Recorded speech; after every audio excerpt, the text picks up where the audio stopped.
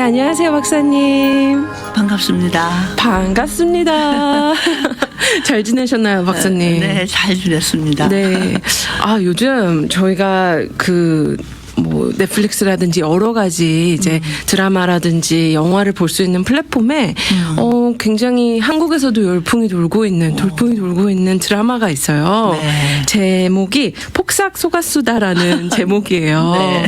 네, 그래서 이게 제주어로 무척 수고했습니다라는 뜻이래요. 네. 저는 속았다 그래서 속았다 그러는 줄 알았어요. 네, 속았수다의 어근인 속다는 제주어로 애쓰다, 수고하다, 욕보다 이런 뜻을 가지고 있다고 합니다. 네, 그래서 혹시라도 우리 듣고 계신 청취자분들께서 또 시청자분들께서 난 아직 이 드라마 보지는 못했는데 했다면 잠시 줄거리 살짝 제가 먼저 소개해드리겠습니다.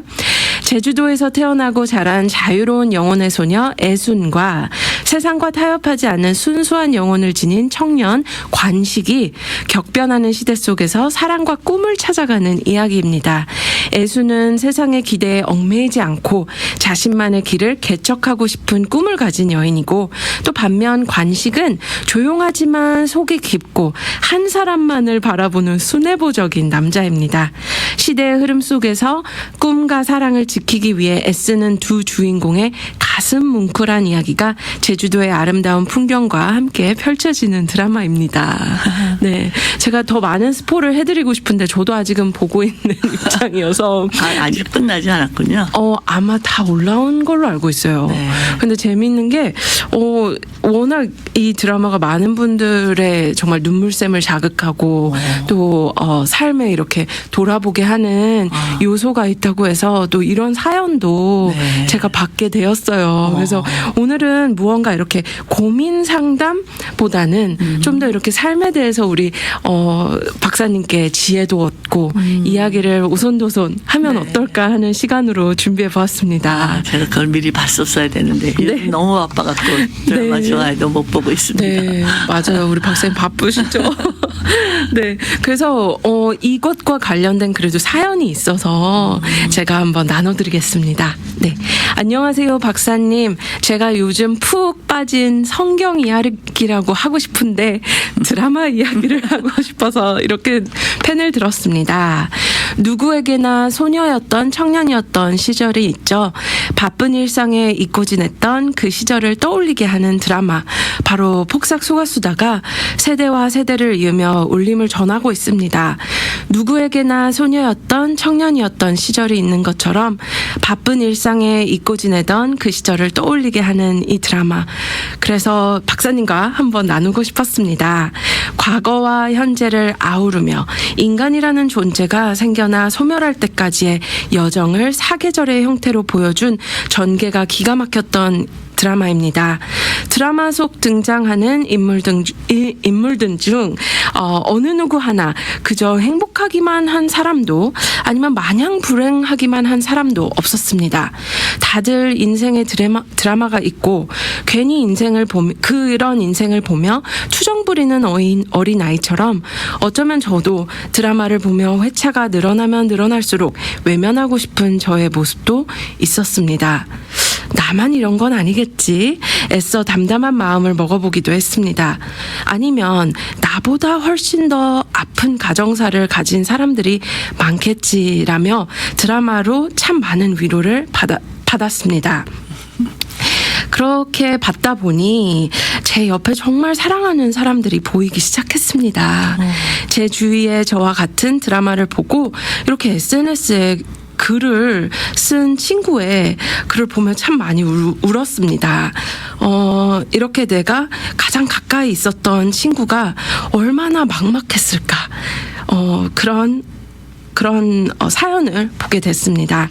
그래서 오늘 방송을 통해서 박사님의 따뜻한 음성을 듣는 것만으로도 오늘 위로되는 방송일 것 같아서 이렇게 한자 써봤습니다 하면서 네, 이렇게 글을 보내주셨는데요. 제가 이 SNS 글을 저도 읽었어요. 근데 사실 방송 전에 읽어서 약간 제 마음이 말랑말랑해서 네, 지금 읽으면 울음 터질 것 같은데. 네, 그래서 조금 있다가 읽도록 하겠습니다. 알겠습니다. 네.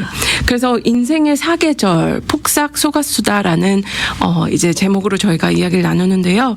저희 참 봄, 여름, 가을, 겨울 하면 저희가 인생을 생각할 때 봄은 무언가 이렇게 새로운 시작 같고 또 여름은 열정, 활력이 있고 또 가을은 수확을 하고 뭔가 균형을 맞추고 또 겨울은 휴식, 뭔가 회복, 재정비 이런 시간이라고 하는데 어떻게 생각하시나요, 박사님? 좋은 비유죠. 뭐 많은 문학들이 그런 주제로 또 이 많은 그림이라든가 뭐 음악이라든가 그런 게 많잖아요. 네. 그만큼 우리 인간을 만드신 하나님께서 이 자연도 만드셨기 때문에 원리가 같다는 얘기예요. 네. 그렇기 때문에 이 자연을 보면서 인간을 생각하고 또 이렇게 하나님의 섭리를 생각해보는 그런 아주 깊이 있는 사색을 할 수 있는 그런 좋은 소재가 아닌가 이런 생각이 되죠. 네.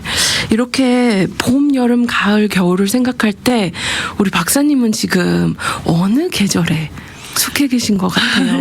연령으로 보면 이제 겨울이죠. 근데 저는 아직 가을이라는 생각을 하고 있습니다. 지금 연령 그게 많이 달라지고 있고 네. 또 저의 어떤 그 에너지 수준이라든가 제가 지금 몸담고 있는 이런 일들을 보면 제가 아직 리타이어를 안 했기 때문에 빨리 해야 될 것 같다는 생각이 드는데 이제 내일 모레면 80인데 뭐 이러면서 기다리고 있는데 아직은 제가 열정이 넘치는 거 보면 열매를 거두는 가을 아직 그 낙엽은 아직 안 떨어지지 않았나. 와, 어떻게 보면 초가을이라고 볼 수 있겠네요. 네, 이제 초까지는 아니라도 네. 이 가을이 무르익은 그런 때가 아닌가 이런 생각을 합니다. 네. 아, 그렇군요. 참 이렇게 뭔가 이렇게 이분의 사연을 보면서도 참 이렇게 삶을 돌아보신 그런 느낌이 굉장히 들었어요. 그리고 이야기를 들어보면 나만 이런 건 아니겠지. 참 사람들의 삶이 어려울 수 있지. 참 그럼 담담한 마음을 먹어본다. 네. 이런 이야기를 했는데 박사님의 봄, 여름, 가을, 겨울 기억나시는 그 계절 속에서 우리 박사님은 어떻게 그런 삶의 어려운 순간들이 있었다면 어떻게 또 이렇게 극복하셨었는지도 네. 이 시간 좀 듣고 싶어요. 지금 제가 히즈 유니버스에서 가르치고 있는 과목이 위기 상담이에요. 네. 그러니까 그 제가 학생들에게 첫 번째 내준 과제가 내 인생의 위기를 적어보면서 그 위기를 어떻게 어떤 위기였고 어떻게 통과했고 또 그 위기를 통해서 어떤 결론을 얻었는지 네. 저는 막 그걸 보면서 요새 부흥회를 하고 있습니다. 와. 제가 깊이 알지 못했던 학생들 한 사람 한 사람의 그런 그 삶을 돌아보면서 사람마다 위기가 없는 그런 인생은 없구나. 그런데 중요한 건 어떤 위기든지 어차피 위기예요. 근데 위기가 놀랍게도 위험하기도 하지만 그러다 또 새로운 기회가 되는 그런 거라는 사실이 또 새롭게 다가오고 그런 위기들을 통해서 얼마나 성숙해지고 성장하는지 그리고 그게 결국은 축복이라는 사실을 고백할 수 있는지 그러니까는 우리는 내일도 모르는 사람이 우리 인생인데 하나님이 전체를 보시면서 이렇게 관망하시면서 전체 인생을 설계하셨잖아요. 근데 우리는 그때그때 지나가면서 그 순간만을 맛보고 있는 거거든요. 네. 근데 이렇게 역사의식을 가지고 그러니까는 과거로만 돌아봐도 안 되고 미래만 봐도 안 되고 현재에 초점을 맞추지만 네. 그러나 과거가 없는 현재는 없고 또 미래는 지금은 바로 미래에는 과거가 될 거잖아요. 그러니까 그런 역사의식 가는 게 너무 중요하다 이런 생각을 하죠. 그래서 지금 내가 지금 고달프고 힘들고 버겁고 막 슬프고 막 그렇다. 그러면 어떤 생각을 해야 되냐면 내가 이제 앞으로 이런 고난을 통해서 어떻게 성숙해질까? 나에게는 하나님 어떤 상급을 주시려고 이런 그 고난을 주실까? 그래서 CCC를 시작하신 우리 선배는 뭐라 그랬냐면 고난은 위장된 축복이다. 그러니까 하나님이 우리에게 축복을 주시려고 이렇게 고난은 먼저 주신다. 그러고 나서 그 열매로 우리 축복을 주신다. 그러니까 그런 걸 생각하면 내가 지금 하나님 어떤 축복을 주시려고 나한테 이런 아픔을 이런 슬픔을 뭐 이런 고통을 주실까 이렇게 생각한다면 그 고통도 한번 맛볼 만한 네. 그런 과정이 아닌가 네. 이런 생각을 해보죠. 네. 그럼 저는 이제 오래전에 국민일보에 역경의 열매라는 그 시리즈로 제 삶에 이렇게 사계절처럼 그런 그 한 10여 차례 시리즈로 나온 작품이 있어요. 네. 근데 저는 그걸 많이 잊어버리고 있었는데 최근에 우리 학생들이 그거를 어디서 찾아낸 거예요. 저에 대한 연구를 하면서. 네. 그래서 그거를 자기네들 나름대로 이렇게 드라마틱하게 이렇게 각색을 해서 발표하는 거 보고 저가 눈물이 날 뻔할 정도였거든요.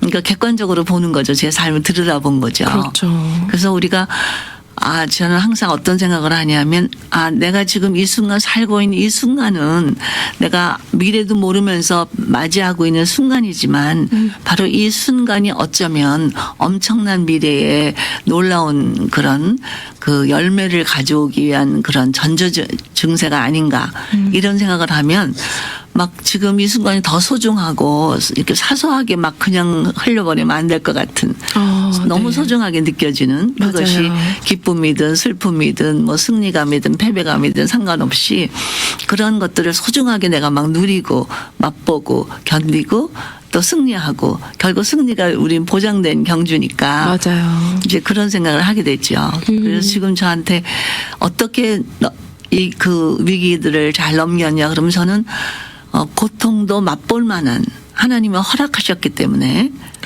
근데 우리한테 오는 경험들은 하나도 소홀한 게 없으니까 하나님이 허락하신 경험이라면 이왕이면 이 경험을 정말 아주 마치 음식 먹을 때 그냥 후딱 배고파서 훌떡 집어먹는 게 아니라 하나하나 음미하면서 먹듯이 그렇게 맛을 보는 그런 자세로 그 순간을 넘어가야 되겠다는 생각을 하죠. 네. 근데 우리 박사님도 그래도 박사님도 사람이신데요. 도망가고 싶은 생각도 있지 않으셨을까요? 그럼요. 있죠. 네. 뭐 예수님도 그러셨는데 이 잔을 내게서 옮겨달라고 하셨는데 뭐 안 그런 사람이 어디 있겠어요. 근데 이제 다만 그렇게 도망가고 싶다고 해서 내가 하고 싶다고 해서 다 할 수 있는 건 아니고 하기 싫다고 해서 안 할 수 있는 것도 아니잖아요. 그러니까 더 중요한 건 뭐냐면 내가 하고 싶은 일을 하면서 사는 사람은 행복한 사람이고 네. 내가 해야 할 일을 최선을 다해서 하는 사람은 성공한 사람이다. 그러니까 우리는 이왕이면 성공한 행복한 사람이 되고 싶은 거예요. 그러니까 맞습니다. 내가 하는 즐거운 일을 막 누리면서 기뻐하면서 막 그렇게 하고 내가 하기 싫지만 해야 될 일은 막 지겨워 이러면서 하는 게 아니라 내가 이걸 통해서 성공의 어떤 인생을 살 수 있는 기회를 주셨구나. 이제 이런 마음을 가지고 하면 어떤 일을 내가 하든지 그 순간 최선을 다할 수 있는 네. 그런 삶이 되지 않을까 싶어요. 네. 참 이렇게 우리가 계절로 표현을 하자면 이렇게 사계절 바로 봄, 여름, 가을, 겨울이 명확하게 있지만 어떻게 보면 요즘은 이렇게 많은 날씨, 기후 기후. 변화에 따라서 좀 이런 이 시즌 희미해졌어요. 네, 희미해졌어요. 불투명해요. 네. 여름인지 봄인지 할 정도로. 네, 특히 이제 봄하고 가을이 짧아져서 아쉽죠. 네. 그런데 그런 부분들이 우리 인생의 어떤 삶 속에서도 그런 모습들이 드러나고 있지 않나라는 생각이 그럼요. 들어요. 네. 분명 우리 박사님께서도 우리 다음 세대 어린 친구들을 보면서도 그런 생각이 들으시지 않을까 생각이 들거든요. 그들의 잃어버린 봄이란 뭐 여름이란 여러 가지가 있겠지만 네. 어떻게 보시는지 좀 듣고 싶어요. 저는 이제 상담을 많이 하게 되니까 어떤 분을 보면 그 잃어버린 어린 시절이 있는 분들이 있어요. 네. 그러니까 어렸을 때 너무 환경이 열악하든지 아니면 부모님께서 너무 분주하셔서 제대로 귀를 기울여주거나 돌보지 못한 그래서 그 어린 시절만이 누릴 수 없는 어떤 철없음에서 오는 천진난만한 기쁨, 그 놀이의 어떤 즐거움, 이제 이런 것들 또 이제 때도 좀 써보고 또 이제 부모님한테 또 이렇게 그 트레이닝도 받고 또 네. 훈계도 받고 뭐 이러는 또 친구들과 또 싸움도 하고 뭐 이렇게 그냥 평범하게 누릴 수 있는 거를 너무 이렇게 몸살로 앓는 분도 있고 또 어떤 분들은 그런 거조차도 없는 너무 순응하는 자녀였기 때문에 네. 그냥 부모님 기대에 맞춰서 막 내 삶이 아닌 막 부모님이 요구하는 삶을 억지로 살아준 그런 분들은 꼭 이제 청소년 때 그런 반항을 못했기 때문에 중년에 가서 반항기가 오더라고요. 네. 근데 그 중년의 반항기는 진짜 위험하거든요. 청소년기는 우리가 돌이킬 수 있는 기회가 있는데 중년에 그렇게 되는 거는 돌이킬 기회가 너무 없는 거예요. 그냥 노인이 돼버리는. 네. 그래서 정말 비참한 느낌을 갖는 이제 그렇게 될 수가 있지요. 그래서 본인이 사실은 내게 주어진 이런 모든 삶의 환경이나 아니면은 내게 주어진 어떤 이벤트, 경험 이런 것들을 이렇게 막 뭐 반항적으로 밀어내거나 막 저항하지 말고 이런 표현이 있어요. 저항, 그러니까 상담자 훈련할 때 제가 나한테 저항하는 내담자들이 있거든요. 그러면 그 저항을 저항으로 받아들이지 말고 함께 그걸 끌어안고 굴러라. 함께 이렇게 굴러라. 이렇게 이제 가리키는 기술이 있어요. 네네. 이제 그런 것처럼 나한테 오는 삶의 저항이 나한테 일어나잖아요. 그래 내가 지금 반항기도 아닌데 다 이제 성숙한 그런 성인인데도 난 피하고 싶어, 도망가고 싶어, 막 이거 그냥 이렇게 고통받기 싫어, 뭐 늙는 옷도 싫어, 막 이렇게 할 때가 있잖아요. 그럴 네. 때 그거를 끌어안는 법. 어떤 거는 내가 끌어안고 살아야 될 게 있거든요. 네. 내가 고치지 못하는 것도 있고 내 마음대로 안 되는 것도 있고 그러니까 이제 그런 어떤 삶의 테크닉. 그게 테크닉이라고 그러면 어떤 예술적인 감각이라고 하는 게 더 좋을 것 같아요. 네. 그런 어떤 감각과 탄력성, resilience란 단어를 써 영어로는. 네, 네. 그러니까 공이 이렇게 탄력성이 없으면 공으로서의 역할을 못 하잖아요. 뭐 인간도 마찬가지거든요. 이제 뭐에 딱 눌렸다가 제 모습을 못 가지고 계속 거기 눌려 있으면 정말 그거는 디서빌리티가 되는 건데 네. 다시 제자리로 돌아올 수 있는 탄력성이 있거든요. 그게 리질리언스인데 그거를 점점 탄력성을 이렇게 자꾸 늘어가는 더 탄력이 있어지는 팡팡 네. 뛰는 네. 그런 어떤 생기 있는 그런 생명의 기쁨 그런 저는 항상 생명의 신비함, 생명의 기쁨, 생명의 그런 원더 놀라움 네. 이런 것들을 우리가 맛보고 살아야 되지 않을까. 그리고 그거에 대해서 이렇게 끌어안는 그런 포용력도 가져야 되지 않을까 이런 생각을 해요. 네. 그래서 지금 저도 이렇게 이야기를 들으면서 그래서 그러면 하나님께서 저에게 공동체를 허락해 주신 이유도 그런 부분이 있지 않을까라는 생각이 들었거든요. 그렇죠. 혼자 살지 않고 네. 가정에서도 그렇고 네. 또 반드시 이렇게 같이 더불어 해야만 되는 어떤 성공이 되는 일들이 더 많잖아요. 그렇죠. 네. 그게 더불어 한다는 게 더 어렵어요. 맞아요. 제가 이제 과제를 내줄 때 팀으로 내줄 때도 있고 개인 과제도 내줄 때 어떤 때는 그 팀으로 내주는 과제를 힘들어하는 학생들이 있어요. 근데 그걸 제가 꼭 그걸 내주거든요. 네. 그리고 어떻게 그렇게 팀이 이루어서 이런 작품을 해냈는지를 꼭 이렇게 과정도 다 쓰게 만들거든요. 네네. 그러면서 자기를 돌아보고 다른 사람과 어울리는 자기 모습. 그러니까 나 혼자만 있을 때 내 모습하고 누군가 더불어서 있을 때 내 모습은 좀 다르잖아요. 네. 우리가 독사진 보는 거하고 단체 사진 보는 거하고 좀 다르죠. 네네. 느낌이 완전 나라는 존재가. 네네. 그래서 독사진은 내가 주인공 나만 있으니까 상관이 없는데 여럿 쉴 때는 많은 것들이 거기에 묻어나잖아요. 네네. 이제 그런 모습을 내가 보는 거죠. 그런 그 더불어 같이 네네. 어울리면서 그렇죠. 표정도 그렇고 옷차림도 그렇고 뭐 어떤 자세도 그렇고 다 다르거든요. 네. 또 그 시간이 흐름에 따라서 막 달라지고 너무 신기하고 아름답고 정말 놀랍지 않아요? 이제 그거를 이렇게 막 경이로움을 가지고 누리라는 얘기죠. 네. 제가 왜 이 드라마가 이렇게 많은 이들에게 많은 이들의 가슴을 울리고 또 많은 관심을 받았을까라는 생각을 해보면서요. 하나가 어쩌면 지금 이 시대에 참 우리가 자아성찰이라는 거를 하는 시간이 참 없다라는 생각이 들었어요.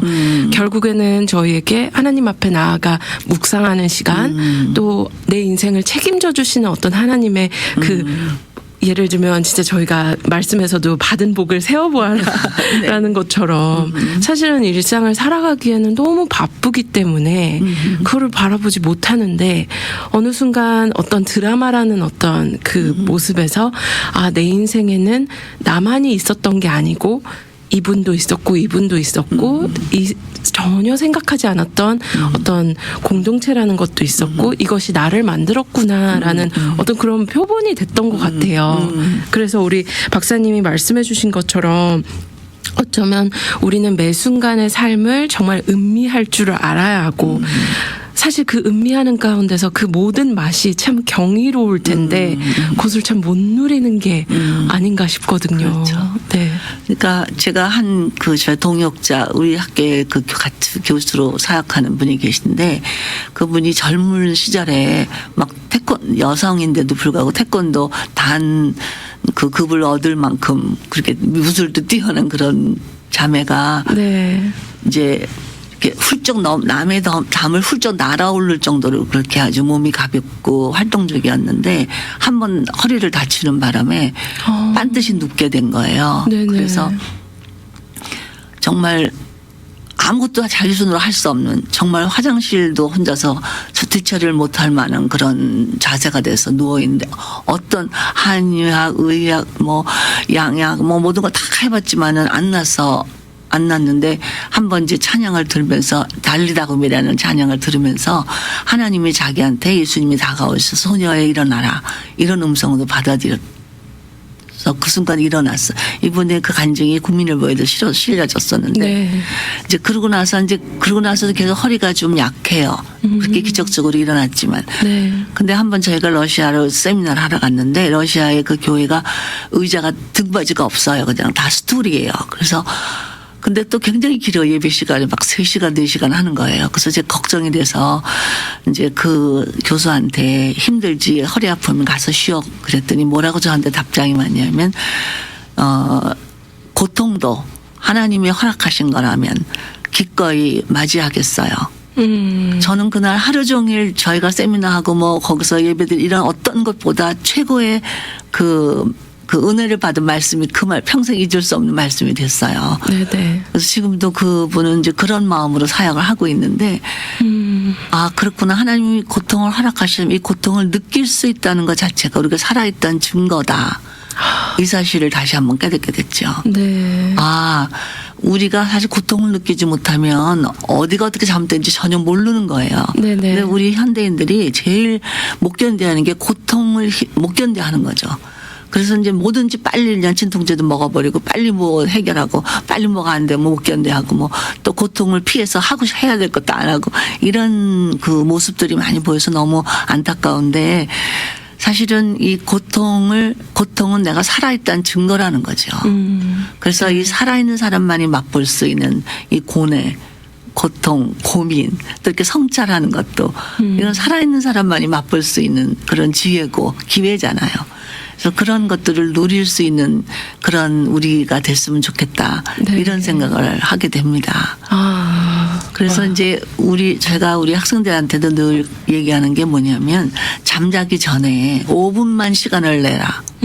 우리가 맨날 낮에 막 그렇다고 묵상한다고 맨날 앉아있을 수는 없잖아요. 네. 그러니까 일상에 우리가 모든 일에 최선을 다하지만 잠들기 전에 5분만 시간을 내서 이제 하루의 삶을 한번 돌이켜보는 거죠. 저는 뭐 일기 쓰는 게 습관이니까 그렇게 해서 하루를 돌이켜보지만 그렇게 뭐 요란하게 쓰지 않아도 3가지 이상만 감사할 걸 찾아내라는 거죠. 예를 들어서 오늘 내가 아침에 일어났는데 아침에 햇살이 쫙 들어올 때 어떤 그 밝은 느낌, 그게 참 좋았다. 또 오늘 뭐 점심 식사에 상추쌈을 먹었는데 정말 아삭하고 너무나 맛있었다. 이런 어떤 아주 사소한 거를 우리는 그냥 넘어가는데 그거를 이렇게 다시 생각해 보면 그게 감사한 거다. 지금 저도 감사일기를 쓰고 있거든요. 네. 그렇게 이제 적어보는. 그리고 그걸 묵상해 보면서 이제 미소도 지어보고 기도도 하나님께 감사 기도도 당장 하고 하나님 너무 감사해요. 하나님 절 사랑하시네요. 막 이렇게 어른애처럼 좋아하는 시간도 가져보고 네. 이렇게만 해도 우리 삶이 얼마나 풍성해지는지 그런 조언을 할 때가 많습니다. 네. 그렇군요. 이제 바쁠수록 더 그런 그 하루에 5분이 사실은 짧으면 짧고 길면 길 시간인데 사실 24시간에 비하면 너무 짧은 시간이잖아요. 맞아요. 근데 그거를 못하고 있는 게 우리의 현실이 아닌가. 그래서 네. 그런 그것만 뭐 어려운 거 많이 있어도 그런 것만 딱 지켜도 우리의 삶의 그 모습은 달라질 거다 이런 생각이 드네요. 좋습니다. 제가 아까 사실 좀 이렇게 방송을 시작하기 전에 최근에 봤던 것들이 있어서 이제 감정이 조금 이렇게 물렁물렁한 상태여서.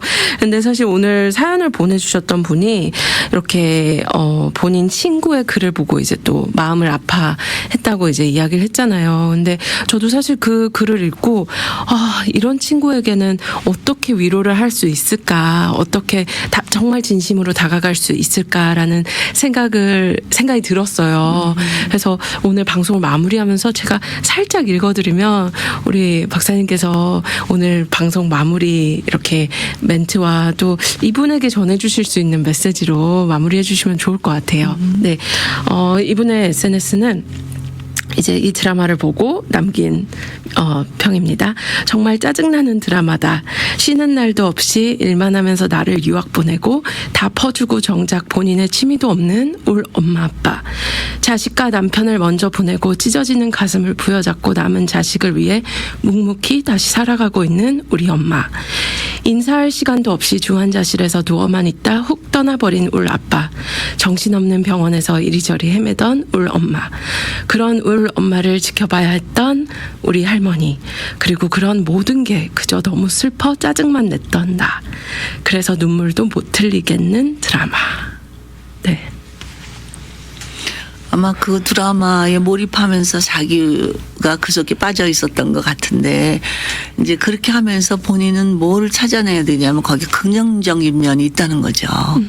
그러니까 난 자기가 생각할 때 우리 엄마는 너무 희생만 치르고 비참했어. 막 불쌍하게 생각할지 모르지만 그 어머니가 자기를 위해서 희생을 치르는 게 그냥 희생만이 아니라 그 미래를 바라보는 투자였다.